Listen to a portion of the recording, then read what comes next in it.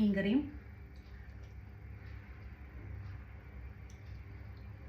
മാമ്പഴ പുളിശ്ശേരിയും. ഞാൻ ഒരുപാട് ആക്രാന്തത്തോടെ തിന്നാൻ പോവാണ് കേട്ടാ. അതായത് ആ കണ്ടെയ്നർ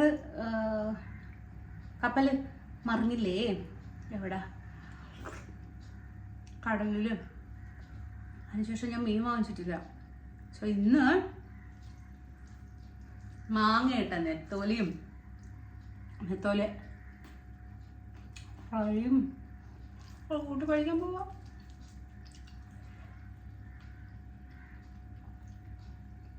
വാങ്ങാമോ, മീൻ വാങ്ങാറായോ എന്നൊന്നും എനിക്കറിഞ്ഞൂടാ. പക്ഷേ അപാര രുചി.